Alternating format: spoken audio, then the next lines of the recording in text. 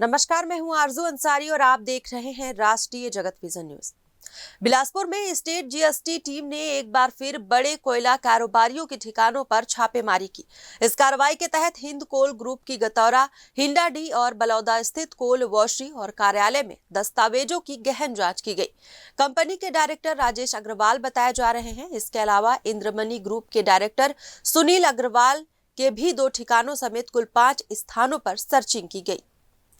बताया जा रहा है कि ये कार्रवाई state GST secretary Mukesh Bansal के निर्देश पर की जा रही लगातार जांच का हिस्सा है।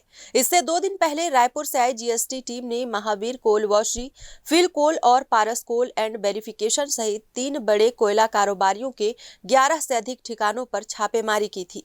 इन कारोबारियों का नेटवर्क देश के कई राज्यों से जुड़ा हुआ है।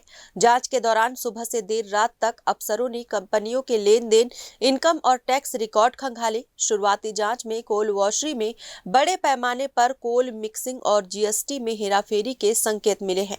अधिकारियों को आशंका है कि कारोबारी टैक्स बचाने के लिए अलग अलग तरीके अपना रहे थे। हालांकि कार्रवाई के दौरान जीएसटी अधिकारी कुछ भी कहने से बचते नजर आए। जानकारी के मुताबिक टैक्स चोरी और रिकॉर्ड में खामियों के ठोस संकेत मिलने के बाद ही ये छापेमारी की गई। कार्रवाई के दबाव में अब तक 3 बड़े कोयला कारोबारियों ने कुल 27 करोड़ 50 लाख रुपए का जीएसटी सरेंडर किया है। इसमें महावीर कोल वॉशरी ने 10 करोड़, फिल कोल ने 11 करोड़ और पारस कोल वॉशरी ने 6 करोड़ 50 लाख रुपए जमा किए हैं। बताया जा रहा है कि महावीर कोल वॉशरी का संबंध अभिनेत्री अंकिता लोखंडे और विक्की जैन के परिवार से भी जुड़ा हुआ है।